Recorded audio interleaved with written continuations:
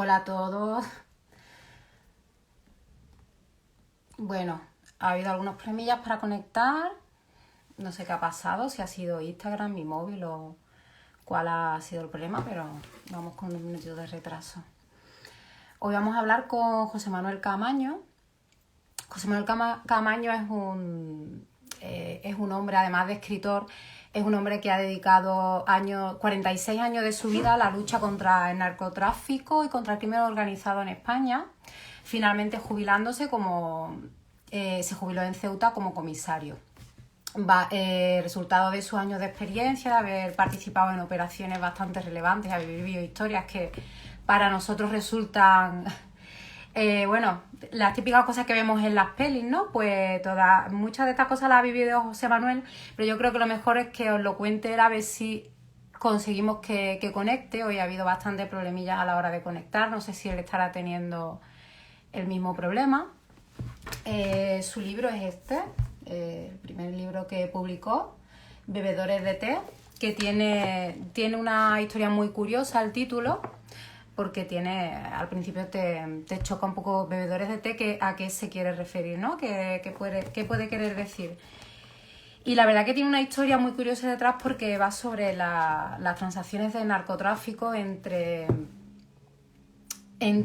Algeciras y Marruecos, en las que él, bueno, también ha estado infiltrado y nos podrá contar una serie de cosas. Por el momento no lo veo por aquí. A ver si está por aquí José Manuel. Aquí está, bebedores de té. Venga. Bebedores de té, pídeme entrar en el directo. Ya por lo menos está por aquí conectado.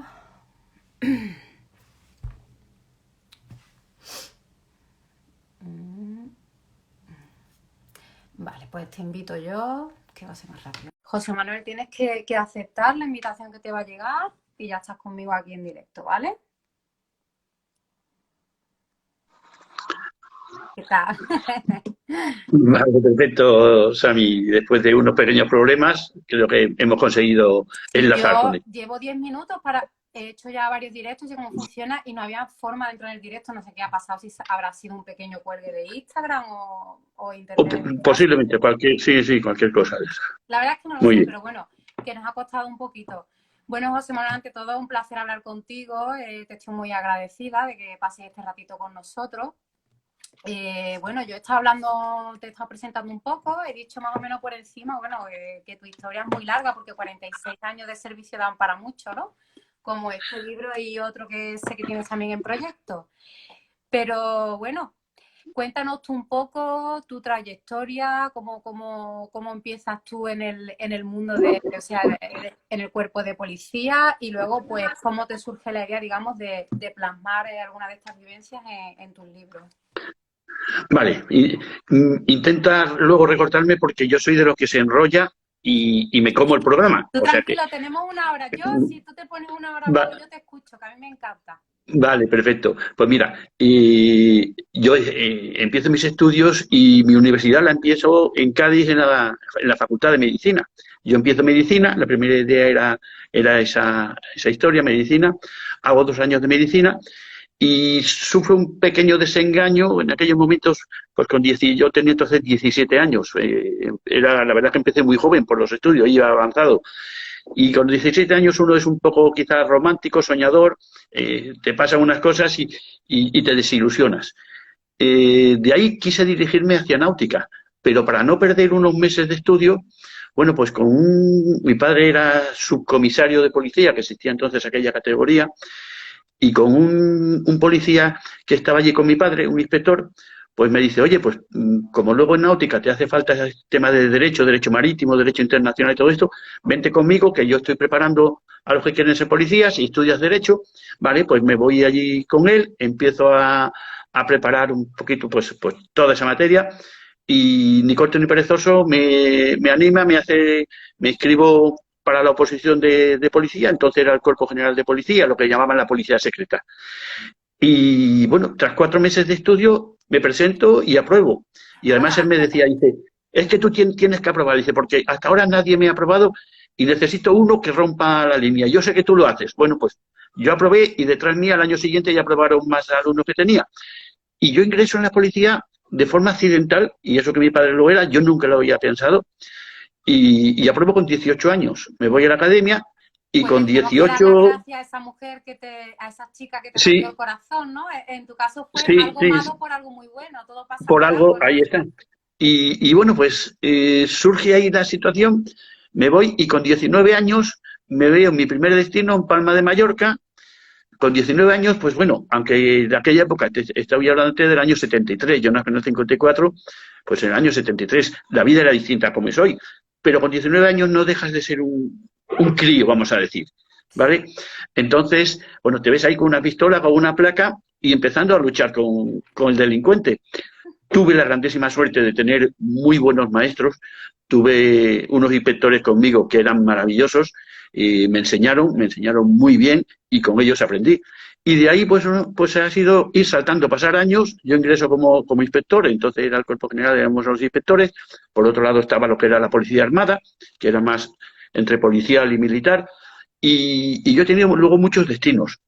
Estuve en Palma de Mallorca, me cogió luego, después de estar 2 años, me cogió el servicio militar, que lo hice en Sevilla, volví a Palma de Mallorca, de ahí me fui a Rota, en Cádiz, de Rota me fui a Tenerife, Tenerife volví a Cádiz, de Cádiz a Marruecos, de Marruecos un tiempo cortito en Cádiz, de ahí me voy a Ávila, a Ceuta, haciendo a comisario, vuelvo a Canarias, o sea, he ido dando saltos por todos los sitios. Y yo de mi etapa policial, salvo los 10 años que estuve en Marruecos, que ha sido la época más larga que he estado en un sitio de oficial de enlace, raramente he estado más de 4 años en una plantilla. No me gustaba llegar y cuando a partir del cuarto o quinto año, como quien dice, te acomodas y a mí eso no me gustaba. Entonces cogía maleta Tú has y sido a otro como sitio. culillo de mal asiento, te gustaba cambiar de destino y conocer cosas nuevas, ¿no? Sí, sí, efectivamente. Y llegar y conocer. Eso por un lado, te afecta porque al final no tienes raíces en ningún sitio, que es una de las cosas principales, quizás es importante en la vida. Pero luego también vas dejando un poquito de ti en todos los sitios y vas absorbiendo de todos los lados. Es como Entonces, aprendes, sí. y aprendes que hay otra gente, que hay otras culturas, que hay otras mentalidades, que hay otras muchas cosas, y todo eso te ayuda, personal y profesionalmente. Así que, Eh, bueno, pues ese ha sido un poquito, así resumiendo, Resumen, mi trayectoria el caso profesional. es que llegaste accidentalmente porque te rompieron el corazón con 17 años y después te diste cuenta que amabas que Sí, amabas el sí. cuerpo y que era lo que tú querías hacer en la vida hasta jubilarte. Yo, y como tú dices, perdona un segundito, yo nunca había pensado ser policía. Y hoy, ya jubilado, después de 46 años de servicio, si volviese atrás, lo volví a hacer. A mí este trabajo, yo me he enamorado, me ha encantado lo que es el servicio a la sociedad, la labor que hacíamos, lo que hemos hecho, me ha gustado muchísimo y me sigue gustando, aunque esté jubilado.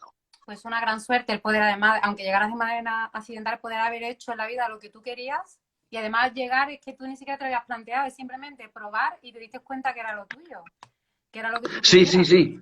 Y la verdad es que ahí he sido muy feliz haciendo lo que he hecho. He pasado momentos duros, momentos malos, ha habido momentos en los que, bueno, pues situaciones que mi vida está en peligro, Sí, pero incluso bueno, he leído, puede ser en una recorte de prensa algo de que una vez estuvieron a punto de matarte, ¿no? Pillaron a los sicarios en el garaje, ¿no? sí, sí, efectivamente, a raíz de la época mía de Marruecos, bueno, pues hice allí servicios bastante importantes que afectaron mucho a delincuentes, a traficantes aquí en España, y en un momento dado, pues buscaron bueno, pues alguien tenía que pagar los platos rotos, y indudablemente el que había roto los platos era yo, o el que había estado, vamos a decir, metiendo la pata, porque además me hice amigo de ellos, me gané su confianza, y bueno, pues eso para ellos era una traición. Claro, Y bueno, tú pues estabas estuvo. infiltrado, digamos, ¿no? Tú estabas Sí, sí, sí, infiltrado y sí, has estado sí. en diferentes puntos de, no solo de España, del mundo, que has llegado a codearte Mm. con el mismísimo Pablo Escobar, ¿no? Pues sí, y además de las cosas, vamos, estuve con él, el tiempo que coincidimos en Marruecos pudo ser una semana aproximadamente, que ellos iban para hacer preparar su línea de futuro, porque habían tenido muchos parapalos, les habían cogido, incautado muchos barcos y algo estaba fallando en esa organización, en ese cártel hispano-colombiano, y querían cambiar la forma de trabajar. Coincidió que yo estaba con los hispanos, con los gallegos que estaban con él, y a las reuniones que acudieron, pues bueno, casualmente me pilló a mí cerca, necesitaron una persona que les ayudase y que les orientase, porque descubrí que les querían hacer una trampa, vamos a decir, y eso me sirvió para entrar en el grupo y casualmente, bueno, pues arrimarme, estar con Pablo Escobar los días que estuve allí en Marruecos, que estuve allí para esas reuniones y hablar con él. No te digo asesorarle, pero sí explicarle lo que podía pasar. Indudablemente, uso mis bazas y me la juego y le engaño, vamos a decir, Lo seduciendo porque de alguna manera para que no creara otra sucursal, sí, ¿no? efectivamente, porque si los colombianos se quedaban en Marruecos asentados y echaban a los gallegos de esa actividad, yo perdía la infiltración y perdía la fuente de información que teníamos, que era muy buena. Entonces, ahí le hago la jugada de que ellos ahí están fuera de sitio, que lo van a pasar mal, que no es el entorno suyo. Se lo pongo muy mal porque le quieren engañar y ahí lo pongo más de lo que realmente era. El caso que lo convenzo, se da cuenta de que quedarse los colombianos en Marruecos podía ser un error. Yo, como le digo, mira, piensa que en el momento que se cambien las redes de entrada, se cambien los hábitos y que los americanos se enteren, la DEA se entere de que hay colombianos en Marruecos, se van a dar cuenta de que ha habido algo. Mientras que los españoles aquí somos normales, llevamos toda la vida. Parte de Marruecos fue protectorado español. Entonces llevamos ahí pues 40, 50, 60 años. Ver a un español en Marruecos era normal. Ver a un colombiano enseguida, además se lo dije así, digo, me vas a disculpar, pero colombiano es asimilarlo a narcotráfico. Y eso os va a pasar aquí. Bueno, pues lo convenzo, conmigo cogió confianza. Él, como veo que en el cartel ponías, él a mí me llamaba españolito, porque yo decía, digo, no, yo soy gallego como ellos. Dice, pero tú hablas distinto. Digo, es que yo me fui muy de niño de Galicia. Y entonces por eso me decía lo de españolito. Dice, tú eres gallego, pero tú eres españolito. Se la Y era pegaste la... bien, ¿eh, José Manuel? Sí, conseguimos lo que queríamos, yo lo conseguí, seguimos trabajando con los gallegos y seguimos haciendo muchas cosas y haciendo muchos servicios y quitando mucha droga de las calles. Esa ha sido Con lo siempre cual, bueno, la lucha, ¿no? Digamos. sí, y lo que pasa es que luego salen los juicios y ahí ya te ven y ya descubren quién eres y a partir de eso es cuando mi vida empieza a perder valor, vamos a decir. Y es la Básicamente, más vale situación. que te escondas ahí lejito, porque como te pilles, no lo cuentas, ¿eh? Sí, además es lo que me dijo Madrid, que cuando Marruecos comunica que ha pillado a 3 individuos esperándome en el garaje de mi casa para matarme, para cortarme el cuello, que además yo los veo porque me lleva uno de los servicios secretos marroquíes que había estado allí haciendo la vigilancia, me lleva, me dice, vente, me dice, ¿los conoces? Digo, no. Dice, pues que sepas que estos han estado vigilándote y van a por ti. Y claro, Marruecos dice, a partir de ese momento, a estos lo pudimos controlar, pero no sabemos si puede venir alguien más detrás. Y es cuando Madrid me dice, vente para España, que no merece la pena. Y en 3, 4 días, a raíz de pasar eso, dejo la agregaduría en Marruecos y me vuelvo para España, me vuelvo para mi tierra. Y al principio, bueno, pues me retiro un poquito, estoy un par de años en Cádiz, en otras áreas no tan operativas, y luego me voy una temporada a Ávila, a la escuela de policía, a enseñar. Yo he sido investigador toda mi vida y a enseñar pues los métodos de investigación. Que de hecho a Y día allí de estuve hoy 3 sigue años. dando formación, ¿no, José Manuel? A pesar de que estás jubilado. Sí, ahora lo que estoy haciendo es, bueno, pues disfrutar de mi experiencia, de mis conocimientos y a través de una academia de MAPOL, una academia que hay en San Fernando, aunque me coge un poquito lejos, pero bueno, voy allí con ellos, tengo allí muy buenos amigos y lo que estoy haciendo, pues, a los alumnos de Ávila, que este año por el COVID están un poco llevando el curso un poco distinto, porque lo que han hecho ha sido partir la promoción en 2 y entonces media promoción está en Ávila 1 mes y medio y la otra media está en casa. Entonces, a los que están en casa lo que yo hago es les doy refuerzo.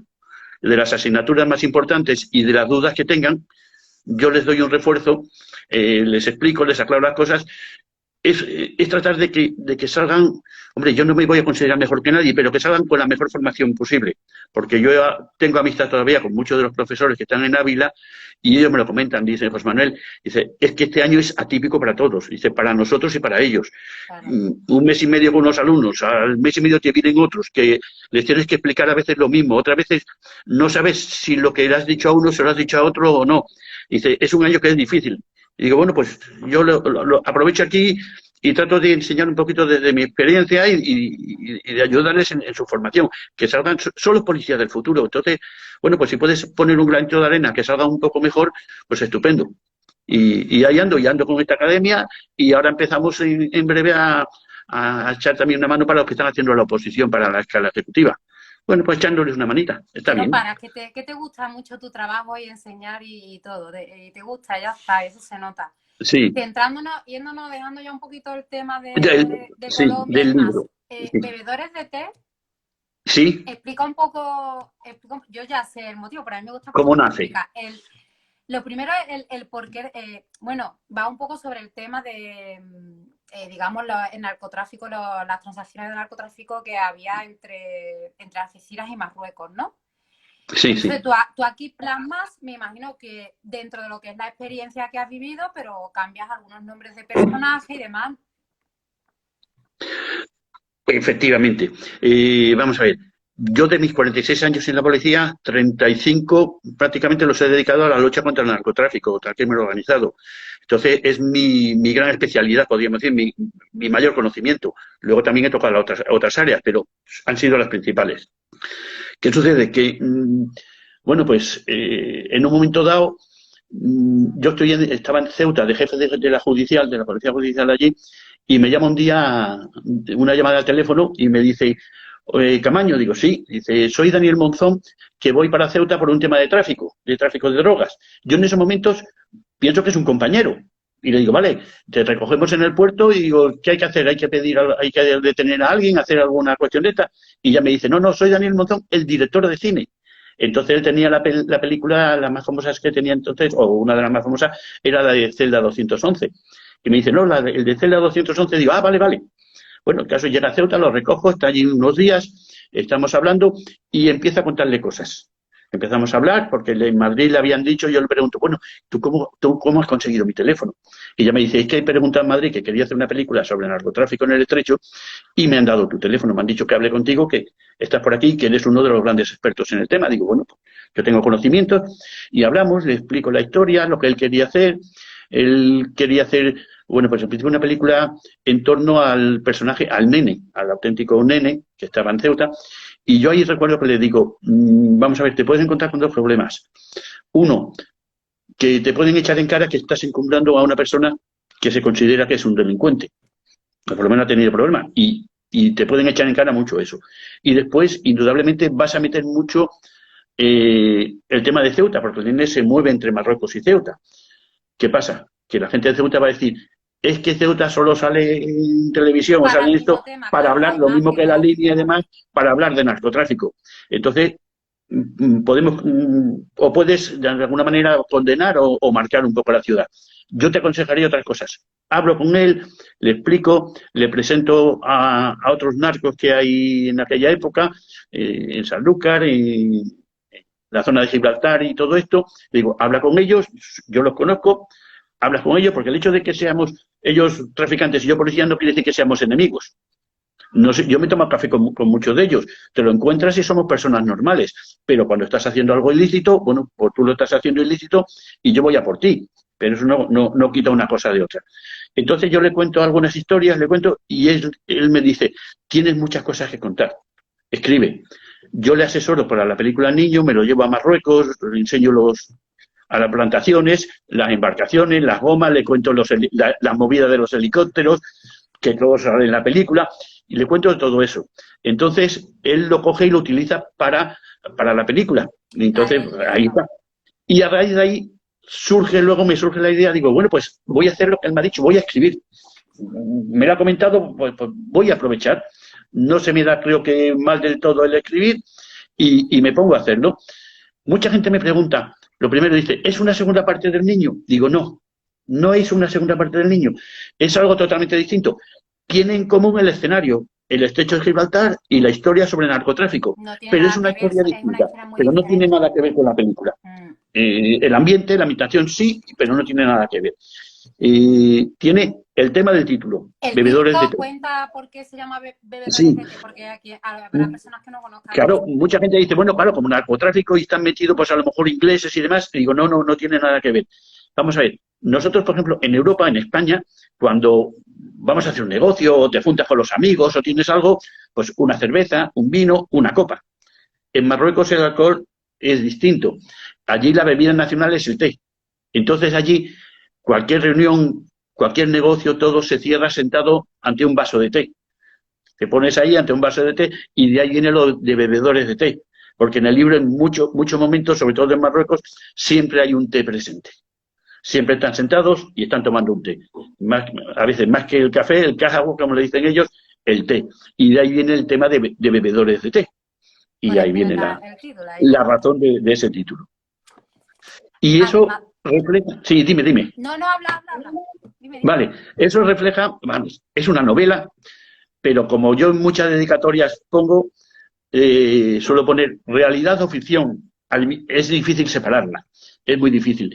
Yo no puedo pretender, no puedo hacer, ni yo ni ninguna persona que tenga experiencia en un área, el coger, meter en un saco toda tu experiencia y ponerte a escribir sobre eso, esa vida que has tenido, obviando todo lo que has metido en el saco.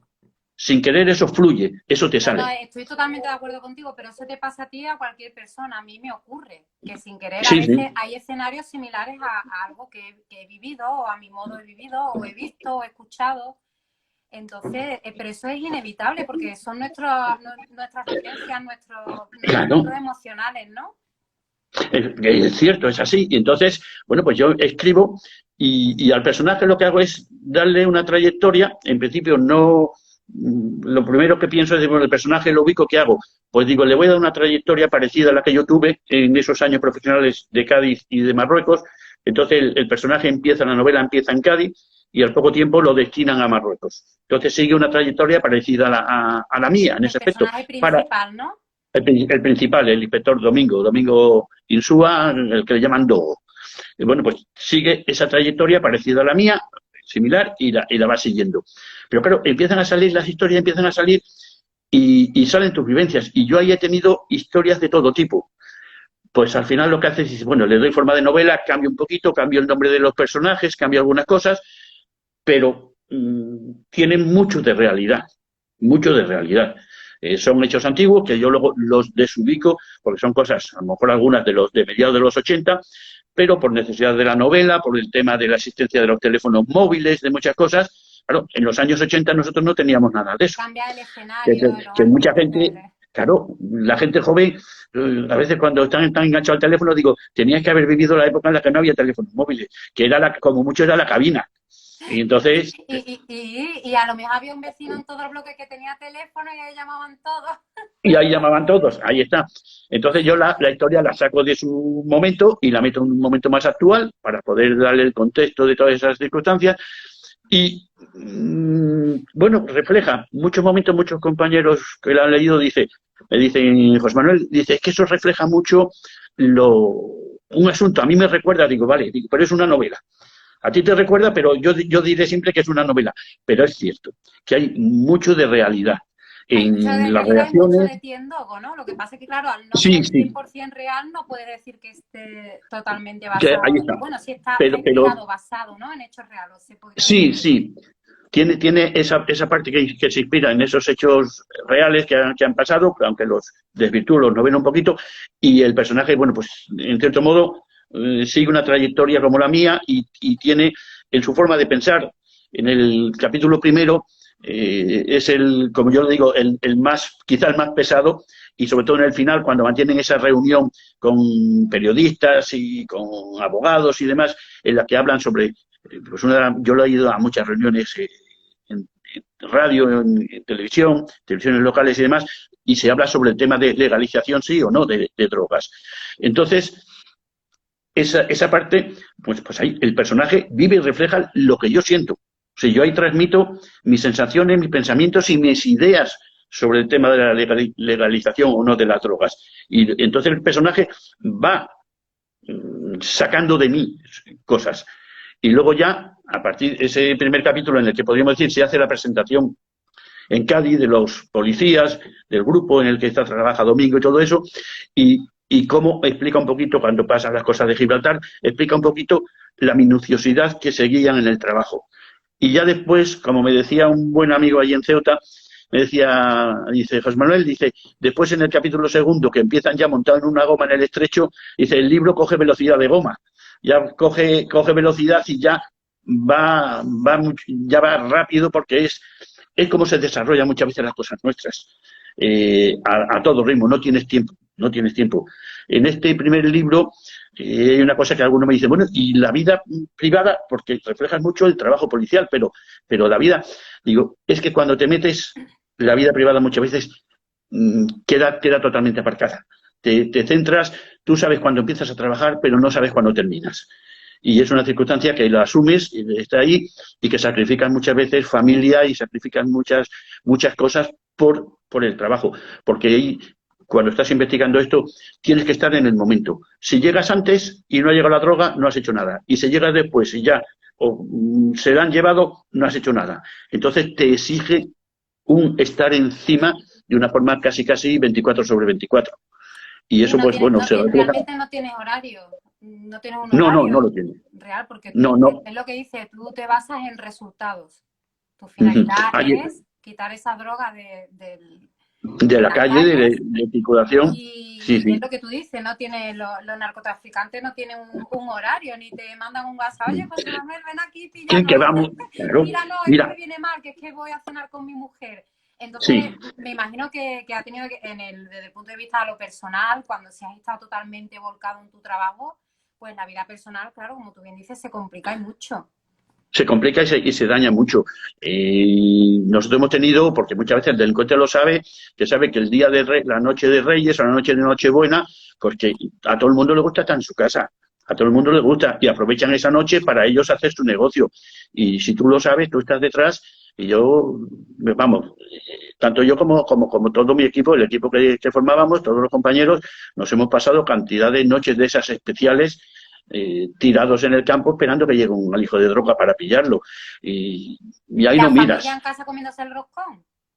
Efectivamente. Y no has podido abrir la puerta a los reyes para que entren en casa. Con lo cual, bueno, pues todas esas cosas como te tú pasan. bien dices, que si lo tienes claro lo asumes, sabes que es algo que si te dedicas de lleno, si no realmente no llegas a la finalidad.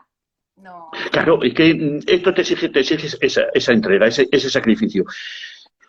¿Qué te compensa? Muchas veces te dicen, bueno, es que eso, vamos a ver, te compensa en el aspecto personal de que decir, he quitado ese veneno de la calle. Ese veneno, porque yo por lo menos en mi interior, yo considero que eso es un veneno. Yo cuando hablan de legalizarlas, yo muchas veces digo, y no vamos a entrar aquí en la discusión completa de eso, pero yo digo, vamos a ver, si estamos tratando de minimizar y erradicar en lo posible el consumo de alcohol, el consumo del tabaco, estamos con todo eso, ¿cómo vamos a coger y decirte, no fumes, no bebas, pero toma, ahí tienes todas las drogas que quieras?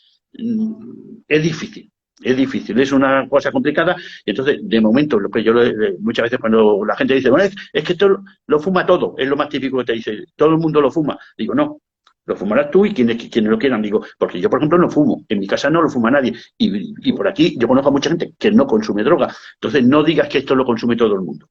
Lo consume quienes lo consumen. Pero que las consecuencias las tenemos después, penales, sociales, a nivel de médicos, a nivel de esto, cuántas familias se han roto, porque sobre todo en la época de la heroína, pues allá por los años 80, familias en las que un hijo se enganchaba y destrozaba a la familia. O sea, es que robaba todo lo que pudiese de su casa, joyas, reloj, todo lo que hubiese en su casa, para poder pagarse su dosis de heroína.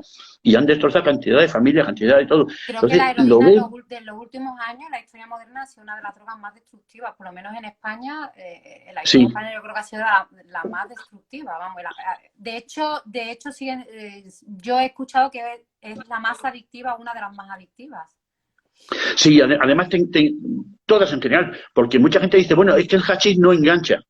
Yo puedo decir que he visto gente que solo consumía hachís Y cuando estaba detenido y le preguntábamos siempre, decíamos, oye, ¿tú qué consumes? Pues a ver si podía tener un problema de mono y había que estar atento por llevarlo al médico, al hospital o lo que hiciese falta. No, no, yo solo consumo hachís. Y a medianoche, a lo mejor haberlo detenido a las 6, 7 de la tarde, y a medianoche llamarte a los policías y decir, oye, que este está con un mono, está... Y inmediatamente digo, pues inmediatamente al médico y llamar, y bueno, al hospital que lo llevaban, conocíamos, y llamábamos y decía, oye, hacerme una analítica a ver qué es lo que te está consumiendo, porque me dice que solo consume hachís. Y efectivamente solo daba positivo al hachís. Luego crea también adicción, y todas, pero algunas mucho más rápido que otras. Y luego cada una reacciona de una manera. Y uno de los problemas es que muchas veces las mezclan con alcohol.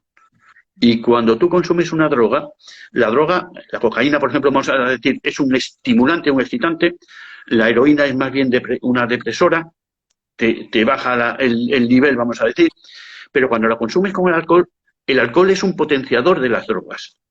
Entonces, la que es depresora la convierte en muy depresora y la que es excitante en muy excitante. Pero ojo, que no siempre actúa así.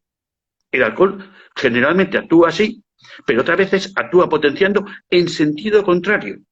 Y entonces la que es una droga, vamos a decir, excitante, la convierte en depresora.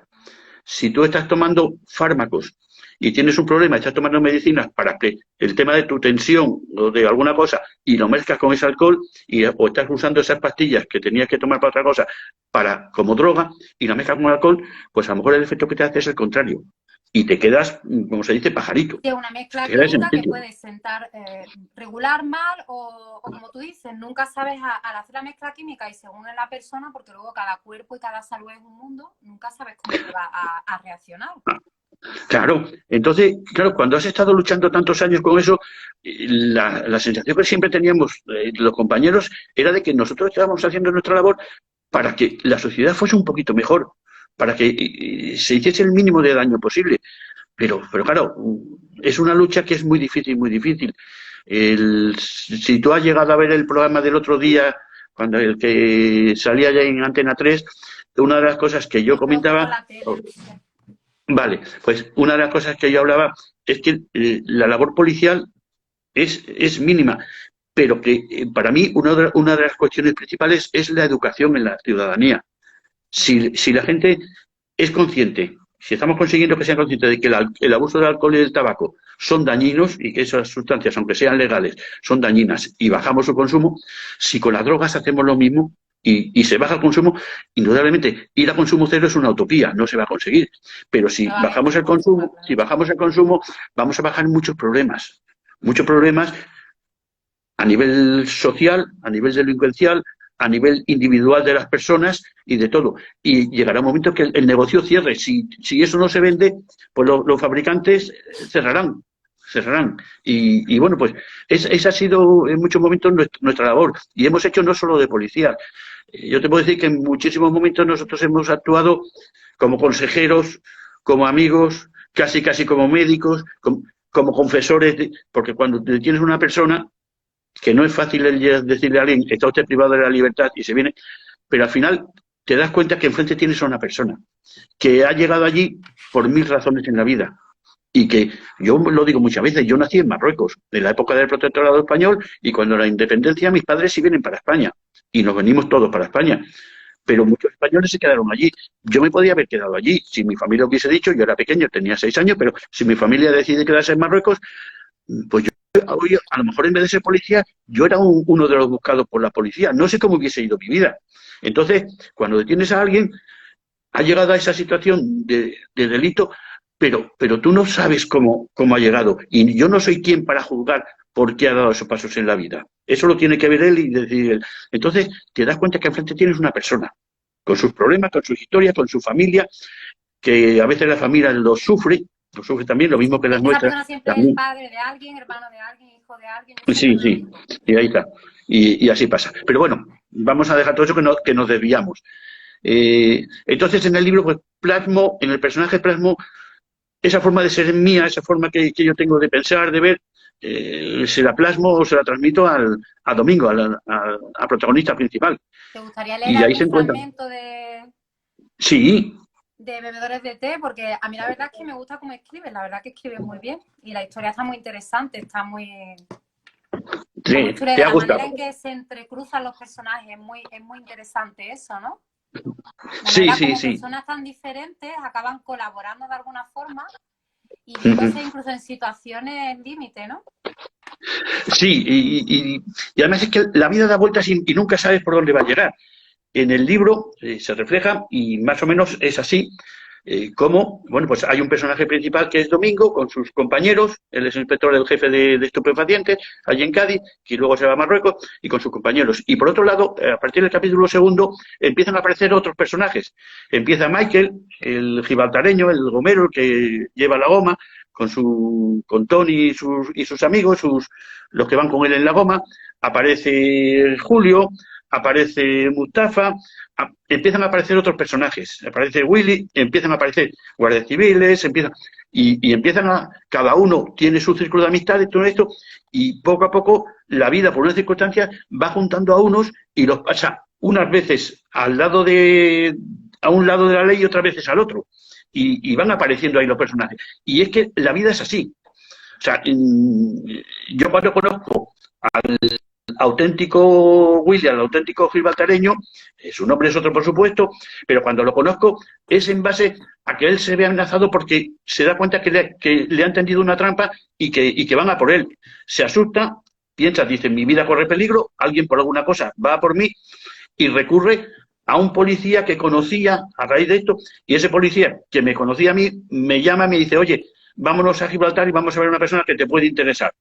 Y a raíz de eso nace una amistad, pero una amistad en la que, bueno, pasan cosas en las que él me está muy agradecido porque él sabe que yo le he salvado la vida. Se la salvé en un momento en el que iban a por él. Entonces, bueno, pues eso crea vínculos, crea amistades. Yo ahora, él hace ya mucho tiempo él se retiró, ahora tiene problemas de salud y todo eso, y yo de vez en cuando, pues yo hablo con su mujer y he ido a verlo. He ido a verlo, a saludarlo y que sepa que a pesar de que llevamos años sin contacto, no te olvidas de él. Entonces, esos vínculos se crean. Lo que te decía antes, no por estar uno a un lado de la ley y otro al otro, por eso somos enemigos. Somos personas en las que la vida nos ha puesto en esa situación y ahí vamos a ver. Es una buena perspectiva de ver las cosas, porque realmente tienes Sí, sí, razón. Al final todos somos personas y todos vamos a ir al hoyo, al mismo sitio. sí, sí, Así ahí que hay está. que ser humilde y ser humano, sobre todo en el trato con otras personas, ¿no? Sean lo que sean o vengan de donde vengan. Y ahora estás escribiendo otro libro que va más relacionado con el tema de narcotráfico en Colombia, si no me equivoco. Sí, ahora estoy haciendo lo que es, podemos decir, la segunda parte. No vamos a desvelar, no vamos a hacer desvelar cómo termina el libro, Ah, la segunda ¿vale? parte de este. Sí, la segunda parte Vale, que puede acabar en cualquier país del mundo. No he sí, visto no, no, no, nada. no, no, no, no, sigue. Entonces, siguiendo la trayectoria, bueno, pues aquí termina de una manera y bueno, pues ahí se ve un retorno del protagonista a Marruecos, regresa para allá. Además, eso sí lo puedo decir, empieza, aunque no puedo poner música en el libro, pero empieza con la letra de una canción que para mí significó mucho en Marruecos. Una canción del, bueno, ya fallecido Luis Eduardo Aute, el Jafa Café. El Jafa Café, que además yo me la conocía de memoria, empezaba diciendo, la luna sobre Tánger velaba la noche de Alá, Ah, cuando sí, nos me encontramos en suena el esa. cabaret del Chelá. Entonces, bueno, pues empieza podemos decir, va en el coche y va escuchando esa música. Y eso le trae recuerdos del Tánger al que vuelve. Entonces, bueno, pues empieza por ahí y va a seguir su trayectoria en Tánger con otras historias, con otra gente, y aquí ya este segundo se centra más en el tema de los gallegos y los colombianos. Ya se centra mucho más por ahí. Luego meto alguna otra historia, meto alguna otra cosa, pero se centra mucho en ese, fueron los años de esa gente, de los gallegos, y por eso el título es La conexión gallega. Tiene que ver con eso y entonces va por ahí. Y es pues una continuación de Bebedores de Té. ¿Te apetece leernos un trocito de Bebedores de Té? Sí, venga, venga, pues cogemos por aquí, tenía visto algunas cosas. Venga, lo que tú Bueno, quieras. pues venga, cogemos de aquí uno de ellos, es el capítulo segundo, el estrecho. Aquel invierno estaba siendo realmente malo y los temporales de levante no dejaban de azotar las costas gaditanas. afectando de forma muy especial al estrecho de Gibraltar, en ambas orillas, Algeciras y Tarifa al norte y Ceuta y toda la costa marroquí por el sur. Esa noche seguía soplando un levante que llevaba estancado en la zona desde hacía unos días y que poco a poco iba amainando, entrando en relativa calma, no llegando a poner grandes dificultades a la navegación. De vez en cuando algún pantocazo movía a los ocupantes de la goma y los llenaba de espuma, pero sin mayores problemas.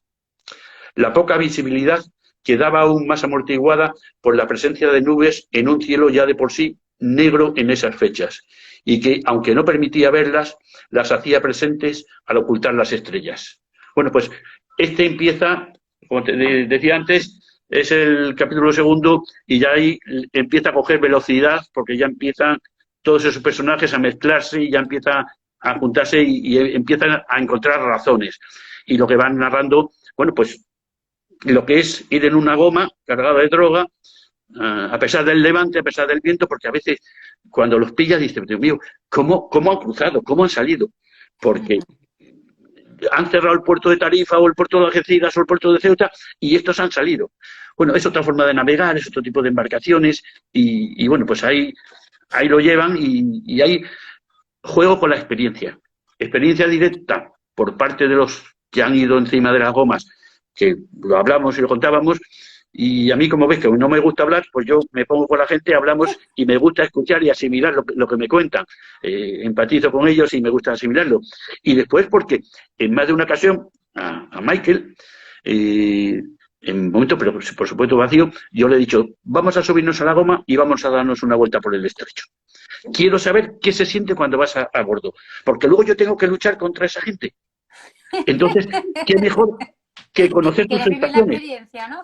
Sí, sí, y vivir las experiencias y luego saber cuando tú vas en otra embarcación o vas con aduanas y vas detrás de ellos y sales a por ellos, saber lo que ellos sienten y al verse perseguidos, al verse acorralados y lo que tú sientes al perseguirlos y vivirlo. O subirte en el helicóptero. Yo me he subido muchas veces en los helicópteros, en los nuestros, los de la policía, y haciendo persecuciones y saber lo que tienes que sentir cuando tienes el bicho, el pájaro ahí detrás tuya, atosigándote en el cogote. Entonces, bueno, pues, ¿qué sucede? Que luego eso te da experiencia, Semara. Luego eso te pones, y cuando te pones a escribir, tú lo has vivido, tú has estado debajo del helicóptero o en el helicóptero tratando de parar una goma. Entonces, no te lo cuentan, no lo ves en un vídeo. Lo has vivido. Lo has vivido, sí. Claro. Entonces sí. Es más fácil relatarlo. Es verdad que lo más complicado es inventar sobre algo que no has vivido. Claro. También el relatar algo que has vivido, sabes de lo que estás hablando, tienes una base mucho más fuerte. Entonces, claro, y eso. Le da un realismo a la escena, ¿no? Digamos. Mira, en la película, yo cuando conocí a Daniel Monzón, pues ya te dije, le conté muchas cosas y le asesoré para las ideas básicas y principales en la película del niño. Él luego me invitó al preestreno de la película, allí en Cinépolis, en Madrid. Estuve allí en el preestreno y, bueno, pues cuando ya termina, mucha gente va a felicitarle por la película, enhorabuena, y todo el mundo, yo estaba ya cerca de él, y todo el mundo, una de las cosas que le decían, dice, es que es una película muy realista, en el ritmo que tiene, en lo que pasa y en lo que cuenta. Y en ese momento se vuelve, me agarra, y me acuerdo que me agarra por el cuello, me echa la mano por el cuello, me acerca allí, me dice, señores, realista, dice, este es el protagonista real de la película, este es el policía porque hace de Luis Tosar, este es el protagonista real. Y es realista porque son sus vivencias, son lo que ha habido. Y entonces se me acerca, me acuerdo, el piloto del helicóptero y me dice, ostras, dice, tú eres Camaño, ¿no? Y digo, sí, sí. Y dice, ya tenía ganas de conocerte. Y dice, no sabéis la cantidad de veces que porque las escenas del helicóptero, salvo cuando cae al agua, que eso es, podríamos decir un montaje, vamos a decir, pero las persecuciones del helicóptero son reales. El helicóptero es de la policía y el piloto que la lleva es el piloto nuestro de la policía. Y entonces, cuando estaba también allí invitado, me dice, porque es que Daniel me decía, acércate más, que Camaño me dice que sí, que puedes, que os podéis acercar más, que puede. Decía, que vamos a ver, que me subo en la barca. Sí, sí. Y yo decía, dice, ya tenía ganas de conocerte. Dice, pero digo, sí, yo lo he hecho Entonces, hacía poco que había fallecido, y yo lo hacía, volaba con el piloto que teníamos en Sevilla, Villegas, que luego falleció tristemente en un accidente cuando iba a revisar el helicóptero en Getafe, y he volado por el estrecho, por el río Guadalquivir, por toda esa zona, muchísimo. Y entonces lo vivíamos ahí, era un gran piloto, y ya te digo, y nos faltaba sentarnos con los malos en la goma del helicóptero. Entonces, claro, es cuando yo le decía, dice, ¿qué tamaño me dice? Que sí, que te arrimes más, que aprietes más a la goma. Y surgía. Pero eso lo hace porque lo has vivido. Y puedes Claro, contar las cosas, y puedes convertirlas en realidad. es que a veces Y la luego, realidad supera la ficción, ¿no? Porque a veces ves sí, escenas que dices tú, eso no es creíble, pero igual a lo mejor en realidad es peor que eso, es mucho más. sí. Por eso Pero lo dices, la realidad la realidad la supera, pero vamos, con creces. Y luego, claro, en esos momentos no eres consciente de que te está jugando también la vida, que un pequeño fallo o algo y el helicóptero va al garete. Y lo mismo que allí cae en el mar en la película, pues cae en el mar o chocas o cualquier cosa. Pero no eres consciente de que te está jugando la vida. Luego sí, luego ya, pues unas horas, una vez que ha llegado a tierra, ya empieza a pensar y dice, ostras, y te quedas mirando con el piloto, con Villegas, con el otro, y dices, dice, sí, dice, y además, no, yo no lo dije, pero a lo mejor te dice el piloto, hubo un momento en el que la pasé mal, y luego te das cuenta y eso, pero lo tomas como una anécdota. Quizá estás tan centrado en lo que estás haciendo que no ves ese no ves el riesgo que... peligro real, porque No, no, no, en la no lo vida ves. real el protagonista sí muere. En las pelis el protagonista Sí, rara vez muere, o sí, muere al efectivamente, final. pero en Pero en la la vida vida real, real al primer capítulo, va metes la para otro pata barrio. y helicóptero para abajo. Y Y se acabó. ahí está, ahí está. Y luego en la novela pues se refleja un poquito también, hay otro momento en el que, porque no todo es lo del narcotráfico, hay un momento en el que están investigando y Domingo va a un club de alterne, que lo ubico en el puerto de Santa María, de los muchos que hay por allí, y que, bueno, se demuestra, y en esa escena, en esos momentos ahí en la novela, se ve la amistad que tiene con algunas de las chicas que hay allí, porque, bueno, pues ha trabajado, conocía al dueño, y bueno, pues iba por allí de trabajo, y entonces se genera esa amistad. Y esa amistad es amistad con una persona, tienen una relación que no pasa de lo profesional, se ayudan mutuamente cuando ahí hace falta, porque el policía tiene fuentes de información en todos los sitios, o procura tenerlas en todos los sitios, y entre ellas una de las buenas es allí, porque allí va mucha gente que habla, que comenta, o gente que te puede interesar como policía para investigar. Y allí aparece, si tú has leído la novela, Cristina la Rusa. No sé si la recuerdas. Bueno, pues tienen entre ellos ese pequeño vínculo en el que cuando llegan al club ella no está, él espera, lo avisan, va a hablar con ella porque estuvo con quienes a él le interesaba y sabe que en el grupo de los malos que estuvieron allí estaba Cristina, entonces dice, pues tengo que hablar con ella, a ver, que me cuente que se ha enterado, que no ha habido. Y hay momentos en los que están los dos, Cristina llega de la calle y dice, venga, pues vente a la habitación mientras me cambio y me pongo, podríamos decir, de batalla y vamos hablando. Y se ve como ella, pues bueno, pues se está cambiando, prácticamente se desnuda delante de él, se viste y cuando lo está mirando, pues le dice, ¿qué pasa? No, este cuerpo no te dice nada. Bueno, entran en ese juego de palabras, pero que no lleva a más. ¿Por qué? Porque no es porque haya un peligro allá, pero hay veces en las que en la relación profesional, que empieza profesional, pero llega a ser también relación personal, humana, el pasar a lo mejor esa barrera a esa relación, podemos decir, de índole ya Te puede sexual, de complicar índole mucho las cosas. íntimo, rompe de verdad el vínculo, vamos a decir, entre las personas y lo transforma. Y entonces ya ahí se pierde en cierto modo la sinceridad de ese contacto, de ese estar unidos.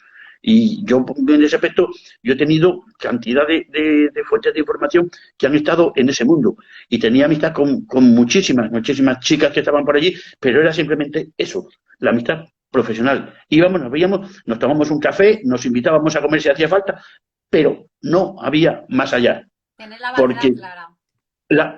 ahí está, tanto por parte de ella como por parte. Que nos podamos decir, que nos podamos gastar bromas. ¿Qué pasa? Que tiene miedo a verme porque si no te voy a violar. Bueno, son juegos de palabras, pero queda en eso. Queda en eso, en la palabra, porque eso te genera pues esa amistad, esa relación y esa confianza, que sabes que no vas a defraudar a la otra persona. Y bueno, pues ahí trato de reflejar un poquito, pues Sí, todas ya esas entra un cosas poco que... lo personal, claro, entra lo Sí, sí, profesional, lo que has vivido, ujú, todo desde sí, un punto de vista muy, muy realista, porque es lo que lo has vivido en primera persona. Y luego, claro, normal, también todos tenemos corazoncitos, ¿no? Incluso los que claro. estáis 24/7 también habéis tenido vuestro corazoncito cuando habéis estado 24/7, ¿no? Como Sí, se sí, sí, dice. sí, es Así cierto. que, bueno, pues resultado de todo esto, pues sobre todo la chica que te rompió el corazón a los 17, le damos las gracias desde aquí, porque gracias Sí, a eso pudiste hacer lo que querías en la vida, llegaste de rebote allí a la sí, policía sí, a la y bueno, policía. 46 años, 2 libros, así que bueno, te puedes dar por muy satisfecho.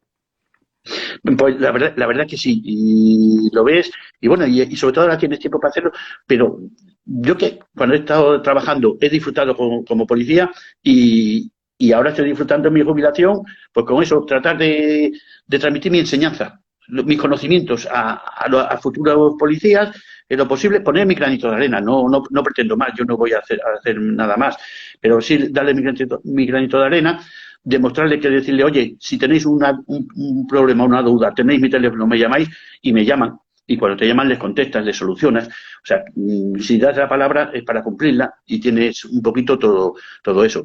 Y disfrutar pues, con todo eso y con escribir y bueno, y seguir escribiendo porque hay más cosas y más ideas en el mundo. Bueno, José Manuel, bueno, este es el ejemplar de mi padre, pero tienes que firmar.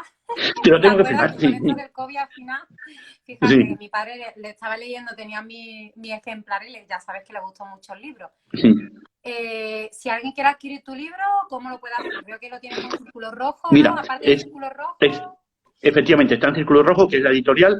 Aparte de eso, Amazon lo tiene también. Está en Amazon. Está en el Corte Inglés. Fnac me parece que también. Y luego, si es zona de gente de aquí, de la zona cercanita de Fuengirola, por aquí en Fuengirola, en la Avenida Finlandia, la librería Mi Morena, ay, Paco, pues, sí. sí, Paco, Nuestro efectivamente. querido Pues Paco, ahí tiene que lo vende ejemplares. Yo todo. vivo muy cerquita, ahí tiene ejemplares. Y si alguno quiere, hay un correo que es bebedores de té, el título, @gmail.com. Para Bueno, ejemplares pues me manda dedicados, un, me claro, manda un también, correo ahí, ¿no? ya he recibido algunos, me manda un correo ahí y nos ponemos en contacto.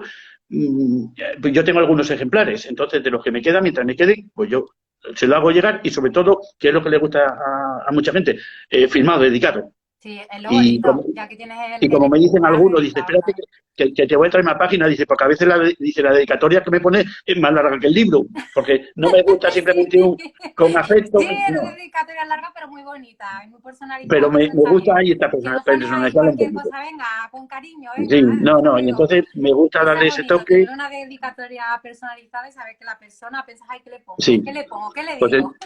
pues entonces ya te digo, y a través del correo pues es el título del libro, Bebedores de Té, todo junto, Ah, también quien @gmail.com. quiera conocer un poquito más de bebedores de té, en su día en mi canal de YouTube de Samara Japón Sí, hice un vídeo que habla un poco sobre los personajes, sobre la sí, trama, para quien quiera conocerlo un poquito más. Bueno, José Manuel, pues ha sido un placer. Muchas gracias. También saludo a tu mujer. Espero que estéis bien. Que ya cuando pase todo esto volveremos a hacer también nuestras quedadas nuestro, literarias y nuestro todo, que furo y son todo, nuestros sí, eventos sí, ahí está. que estamos Porque deseando. Bueno, José nos Manuel, tiene a espero todos, que te lo hayas pasado vale. bien, sobre todo, que es lo importante. Samara, encantado de estar contigo aquí y gracias a ti por permitirme todo esto. Ha sido un placer, Ha sido un placer ¿vale? para mí también. Pues muchas Y seguimos gracias. en contacto Vale, y nos adiós, seguimos viendo preciosa. cuando salga por ahí por la carretera. Ya, a ver si coincido alguna otra vez contigo, que me llevé una sorpresa. Ahora no porque estoy en casa, pero bueno, ahora tengo que Vale, hacer bien el famoso vale, ERTE. venga. Bueno, Bueno, muchas gracias, José Manuel. gracias a ti. Venga, Venga, un besito. beso muy fuerte, a Gracias cuidarse. a todos por habernos Venga, visto. hasta luego. Besito. Igualmente.